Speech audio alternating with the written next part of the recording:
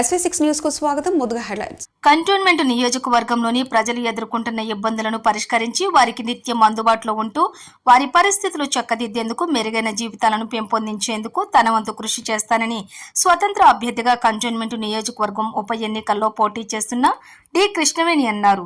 తన నివాసంలో జరిగిన విలేకరుల సమావేశంలోని ఆమె మాట్లాడుతూ తాను సికింద్రాబాద్ కోర్టులో జూనియర్ అసిస్టెంట్ గా పనిచేశారని, కంటోన్మెంట్ ప్రజల సమస్యలను నిత్యం తాను ఆఫీసుకు వెళ్లి వస్తూ ఇతర సమయాల్లోని కూడా వాటిని చూస్తూ ఇబ్బంది పడుతూ తీవ్ర ఆవేదనకు గురయ్యేదానినని, వర్షాకాలం వస్తే రోడ్లన్నీ చెరువుల్లాగా ఉండేవని, డ్రైనేజీలన్నీ కంపు కొట్టేవని, మంచినీటి వసతి ఉండేది కాదని, మురికివాడలో ఈ విధంగా ఉండటం తననెంతో కలిచివేసేదని, కలవరపరిచేదని, ఈ విషయాలన్నింటినీ అప్పటి నుంచి అధికారుల దృష్టికి తెచ్చినప్పటికీ పరిష్కారం లభించేది కాదని, ప్రజల సమస్యలతోటి సహజీవనం చేస్తూ ఇబ్బందులకు గురయ్యారని, మంచినీళ్లు రాకపోవటం ఇలాంటి ప్రాథమిక అవసరాలు కూడా కంటోన్మెంట్ బోర్డు అధికారులు, ప్రజాప్రతినిధులు, గుర్తింపు పొందిన పార్టీలు పరిష్కరించలేకపోయారని, నేను స్పందించి రాజకీయాల్లోకి విచ్చేసి సమాజ సేవ చేయాలనుకున్నానని, అందుకే జాబుకు రిజైన్ చేసి నామినేషన్ వేశానని, ప్రజలు తనకు ఒక్కసారి ఓటు వేసి తన గుర్తు పెన్ స్టాండ్ కు ఓటు వేసి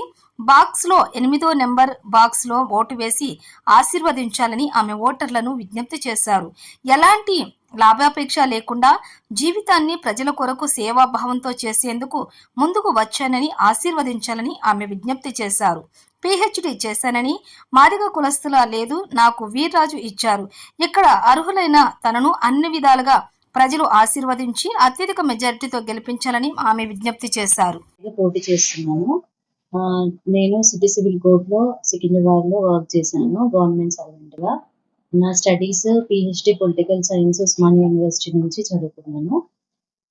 తర్వాత నేను ఇక్కడ పొలిటిక్స్ లో అభ్యర్థిగా నిలబడడానికి కారణం ఏంటంటే, ఇక్కడ లోకల్లో ఉన్న సమస్యలని తరచుగా చూడడము, వాటికి ఎవరు స్పందించకపోవడము, ఇక్కడ అధికారులకు చెప్పినప్పటికీ ఎటువంటి చర్య తీసుకోకపోవడము, వీటన్నిటిని గమనించి నేను నా జాబ్ కి సడన్ గా రిజైన్ చేసేసి ఇక్కడికి రావడం జరిగింది. పాలిటిక్స్ లోకి నామినేషన్ వేసాను.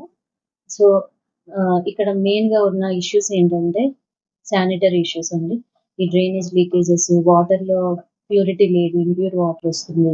ఈవెన్ మాకు ఇంప్యూరిటీ వాటర్ వస్తుంది. తర్వాత ఇక్కడ కంటోన్మెంట్ స్టేటస్ అనేది 100 సంవత్సరాలుగా ఉందండి. 1924 నుంచి ఇప్పుడు 2024 అంటే 100 సంవత్సరాలుగా కంటోన్మెంట్ స్టేటస్ ఉంది. మైక్ పెట్టుకోవాలి ఇక్కడికి. పెన్ స్టాండ్ అండి, పెన్ స్టాండ్. తర్వాత బ్యాలెట్ లో నాది 8th నెంబర్ లో ఉంటుంది నా పేరు, విత్ సింబల్ ఉంటుంది పెన్ స్టాండ్. మంది కన్ఫ్యూజ్ అవుతున్నారు, పెన్ కాదు పెన్ స్టాండ్. సో ఇక్కడ నేను లోకల్ ఏరియాలో నేను ఆఫీస్కి వెళ్తున్నప్పుడు వస్తున్నప్పుడు ఇక్కడ లొకాలిటీస్ ఏవైతే స్లమ్ ఏరియాస్ ఉన్నాయో వాటి నుంచి నేను ఆఫీస్కి వెళ్ళడం రావడం జరుగుతుంది. దానివల్ల ఏమవుతుందంటే అక్కడ drainage leakages, water problems, water shortages, ఇంకా చాలా మంది పిల్లలు కూడా రోడ్ల మీద తిరగడము, తర్వాత అన్ఎంప్లాయిడ్ యూత్ చదువుకున్నప్పటికీ ఇళ్లలో ఉన్నారు, తిరుగుతున్నారు ఖాళీగా. సో అన్ఎంప్లాయిడ్ యూత్ ఉన్నారు, మళ్ళీ లేడీస్ కూడా వాళ్ళకి చదువుకున్నా చదువుకోకపోయినా వాళ్ళు ఉద్యోగం లేకుండా, అటు బిజినెస్ లేకుండా ఖాళీగా ఉండడం వల్ల వాళ్ళ యొక్క ఆర్థిక స్థితి అనేది అట్టడుగు స్థాయిలో ఉండడం, ఇవన్నీ గమనించాను నేను. సో ఈ సమస్యలకి ముఖ్యంగా ఈ శానిటరీ ప్రాబ్లమ్స్ ఏవైతే రోడ్స్, డ్రైనేజెస్, వాటర్ ఉన్నాయో వాటిని అధికారుల దృష్టికి తీసుకెళ్ళినప్పటికీ కూడా ఎటువంటి కూడా యాక్షన్ తీసుకోలేదు. సో ఇవన్నీ గమనించిన తర్వాత వీటి గురించి స్టడీ చేసినప్పుడు, ఇక్కడ లోకల్ పీపుల్ తో మాట్లాడినప్పుడు వాళ్ళు చెప్పింది ఏంటంటే 30-40 సంవత్సరాల నుంచి ఈ ప్రాబ్లం అనేది వాళ్ళు ఫేస్ చేస్తున్నారు. ఎన్ని పార్టీ వాళ్ళు అధికారం వచ్చినా మారినా కూడా ఎటువంటి ఒక మార్పు లేదు అని వాళ్ళు చెప్తున్నారు.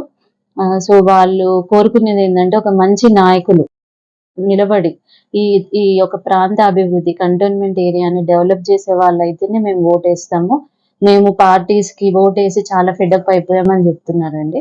సో ఈ యొక్క కంటోన్మెంట్ యొక్క ముఖ్యమైన ప్రాబ్లం ఏంటంటే, కంటోన్మెంట్ 1924 కంటోన్మెంట్ యాక్ట్ ద్వారా భారతదేశంలో కంటోన్మెంట్స్ అన్ని ఏర్పడ్డాయి కాబట్టి అప్పటి నుంచి కూడా మన యొక్క ఈ సికింద్రాబాద్ కంటోన్మెంట్ 2024 అంటే 1924 నుంచి 100 సంవత్సరాలుగా ఈ స్టేటస్ అట్లాగే ఉంది.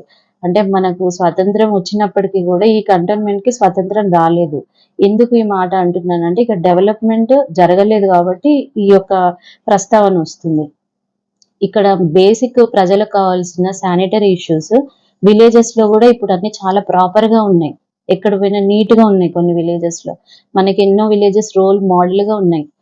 ఎన్నో విలేజెస్ డెవలప్ అయిపోయినాయి. కానీ ఇక్కడ cantonment this is a twin, ఇది ఒక మినీ ఇండియాగా పిలువబడే సికింద్రాబాద్ లో ఈ యొక్క డెవలప్ అయిన కాలనీస్ ఒక వైపు, ఎమ్మెల్యే క్వార్టర్స్ లో ఎమ్మెల్యే కాలనీస్ ఒక వైపు ఉన్నాయి. వాటి పక్కనే స్లమ్ ఏరియాస్ ఉండడం. సో ఇవి ఒకటి స్లమ్ ఏరియా కాదండి, అడ్డగుట్ట, శంకర్ నగర్, ఇంకా అక్కడ కార్ఖానాలో కానివ్వండి, తర్వాత అల్వాల్లో, బొల్లారంలో, తర్వాత సిక్ విలేజ్ లో, లోతుకుంటలో, బేగంపేటలో, మళ్ళీ తర్వాత మారేడుపల్లిలో, ఈ ప్రతి ఏరియాలో కూడా ఈ ఏవైతే 8 డివిజన్స్ ఉన్నాయో కంటోన్మెంట్ లో, ఈ 8 డివిజన్స్ లో కూడా స్లమ్ ఏరియాస్ అనేవి ప్రతి ఏరియాలో ఉన్నాయి. ఆ యొక్క డెవలప్మెంట్ అనే వాళ్ళు ఎలక్షన్ టైంలో పార్టీస్ రావడము, వాళ్ళకి హామీలు ఇవ్వడము జరుగుతుంది, కానీ వాళ్ళ డెవలప్మెంట్ కి ఎవరు కృషి చేయట్లేదని వాళ్ళు చెప్తున్నారు. సో ఈ సమస్యలను తీర్చడానికి నేను ఒక మంచి లీడర్ గా నిలబడి వాళ్ళ యొక్క సమస్యలు తీర్చాలనేసి అనుకుంటున్నాను. సో నా యొక్క జాబ్ ని కూడా నేను పక్కన పెట్టేసి ప్రజా సమస్యల్ని దృష్టిలో పెట్టుకొని పెద్ద ఎత్తులో ప్రజల సంక్షేమానికి పాటుపడదామనేసి నేను కృషి చేస్తున్నాను.